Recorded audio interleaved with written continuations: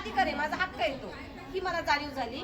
आणि त्यावेळेस ज्यावेळेस मला स्वतःची जाणीव होती ना, त्यावेळेस महिला मुलगी ही अधिकार मागते, अन्यथा मागणार नाही, मागू शकत नाही. किती उच्च शिक्षण घेतलेलं असू द्या तिने, नाही मागणार. हे डॉक्टर बाबासाहेब आंबेडकरांनी समानतेच्या पातळीवर मुलगा आणि मुलगी समान आहे आणि ते बराबरीचा अधिकार तिला मिळाला पाहिजे, तेव्हाच ती ठामपणे मागू शकते. माझ्याकडे आपण म्हणतो उच्चवर्णीय लोक पण चक्रा मारू लागते, तू मागू नको, तू जर मागितलं तर आमचे पण बहिणी मागतील. सगळ्या गावात हत्यार दिलेलं आहे मुलींना. जर तुम्हाला फसत असेल, जर तुमची काळजी घेत नसेल, जर तुम्हाला तो दूर लोटत असेल, मग हे तुम्ही हत्यार वापरा, म्हणजे मग तो नीट होईल. आणि तरी हे लोकांना मान्यच नाहीये. आज माझ्या आईला मीच सांभाळते, माझ्या इथंच असते आई, म्हणजे मी त्यांच्या विश्वासावर ठेवलं ना, पण ते व्यवस्थित सांभाळतच नव्हते. मला ती जाणीव झाली आणि मी म्हटलं, मी जर सामाजिक कार्य करत असेल एवढं मोठं आणि माझी आई जर दुःखी असेल, मला उपयोग नाहीये, म्हणून आईला माझ्याकडे घेऊन. कारण एक तर ती आपल्यासारखी नॉर्मल नाही, तिला ऐकायला नाही, बोलता म्हटलं.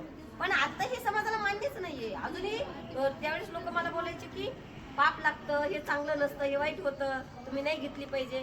ही मानसिकता बदलण्याची समाजाची गरज आहे. त्याच्यासाठी मग आपण काय म्हणतो, 1 एकर जमीन माझ्या नावावर आहे. जर खरं कागद बघितला तर खरंच 1 एकर आहे का, ही पण तपासण्याची गरज आहे. म्हणून आपण मग 7-12 मध्ये काय काय मुद्दे असतात ते वाचन पण करणं, लोकांना माहिती होणं, त्याच्यासाठी पण जनजागृती करण्याची गरज आहे. होईल हळूहळू बदल होईल. कारण शेवटी कसं आहे, मानसिकता आहे. म्हणजे नवऱ्याच्या नावाची आपण लग्न करतो, लेकरं होते, पण लग्नाचा पुरावाच नसतो तिच्याकडे. मी अनेक उदाहरणं बघितली. मला वाटतं की ते आपण कंटिन्यू आता पण करू शकतो. काही गावं आहेत झालेले, पण आपण हा एक मुद्दा घेतला पाहिजे. काय परत सांगा ताई तो मुद्दा. जागृती होईल ना. सरकारच्या नियमाची, सरकारच्या ज्या अध्यादेश आहेत त्याच्या जागृतीचा आपल्याला 2003 जो GR काढला होता शासनाने की घर हे पती पत्नीच्या संयुक्त कुटुंब नावे करणं, तर ते आपण काम पुढे घेऊन जायला पाहिजे. ते अंमलबजावणी होण्याची गरज आहे. सरकारी कायद्याची अंमलबजावणी करण्याकरता जागृती निर्माण करणं, जाणीव जागृती. मला एक मुद्दा मांडायचा होता की आत्ता आपण महिलांच्या संपत्तीबद्दल बोलतोय, पण महिलांच्या संपत्तीवर जेव्हा आपल्याला काम करायचं ते फक्त महिलांसोबत काम करून आपल्याला चालणार नाही, तर पुरुषांना सुद्धा आपल्याला हे सांगावं लागेल की महिलांना कशा पद्धतीनं गरजेचं आहे, संपत्तीमध्ये त्यांचा अधिकार कशा पद्धतीनं असणं गरजेचं नाही. आपण इथे श्रमाचे मूल्य बोलतोय, तर ताई जसं म्हटलं की आत्ता पण आपण शेतकरी म्हणल्यावरती आपल्याला पुरुषाचं चित्र आठवतं, तिथं महिला आपल्याला आठवत नाही. पण महिला ते कळलं पाहिजे, त्यांच्या श्रमाचं मूल्य महिलांनाच कळलं पाहिजे. काय करतात काय नाही, लाज वाटते. म्हणजे जसं पुरुष म्हणतो तुम्ही काय करतात, काय नाही शेतकरी, तसं बाई म्हणत नाही मी शेतकरी म्हणला पाहिजे घरकाम. मी सांगते आता मी शेतकरी म्हणते, बरोबर आहे. म्हणजे पुरुष विचारलं पैसे काढायची झाली बँकेत यावं लागते, महिलेला घेऊन यावं लागेल. त्याच्यामुळं कमीत कमी तिच्या जर नावावर राहिलं तर कमीत कमी काही योजना आहेत, निम्मे तरी माहिती त्या महिलेला होऊ शकते. हा हे करायचं आपल्याला की बायकांना योजनेची माहिती देणं, आपल्याला उपाय ऐका, शेती जर तिच्या नावावर नसली तर कशाला नेते. आता ते पण सांगते.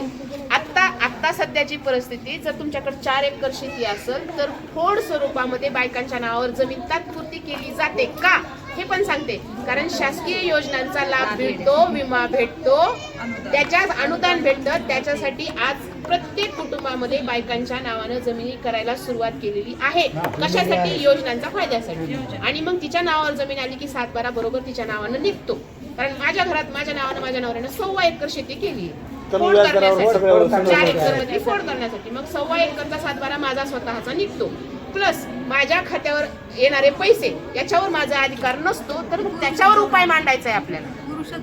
त्याच्यावर माझ्या नावानं तो बँकेत लोन उचलतो, ह्याच्यावर उपाय आपल्याला मांडायचा आहे. म्हणजे महिला हे 80% लोनला काम पण म्हणायलात ना तुम्ही, आणि आता ऐका, पैशाची पट्टी लोनला पण म्हणायले जरी पुरुष असला तरी त्या महिलेला कमीत कमी 1 वेळेस तरी बँकेत जावंच लागतंय सही देण्यासाठी.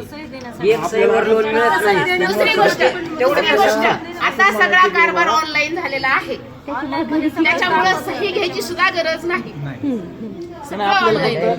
त्यांना पण संपत्तीचा वाटा मिळावासाठी फक्त महिलेला आता जनजागृती या गोष्टीची आपल्याला करायची की ही अशा प्रोसेस असतात आणि त्या तुला माहिती हव्यात की तुझ्या नावानं कधीच काळी गैरवापर होऊ नये. की आता समजा एखादा दारू पिणारा नवरा आहे, त्यानं कर्ज काढलं बँकेचं शेतीच्या हिच्या नावावर, त्यानं ते पैसे उडवले, यदा कदाचित भविष्यात तो गेला, तिला ताप आहे ना तो भरायचा, पण ह्याची कल्पना तिला अगोदर देणं गरजेचं आहे. हे मुद्दे आपल्याला म्हणतो मांडायचे. ना आपण वारस नोंद म्हणतो, वारस नोंद होणं खूप गरजेचं आहे. वारसा हक्क. हा. ते एक महत्वाचं आहे. महिलेला व्यवहारी महिलांना बनायचं बा. लागणारे जे कागदपत्र हा आहेत, मुद्दा हम्म. की व्यवहारी व्यवहारिक बनायचं. ज्ञान देणं गरजेचं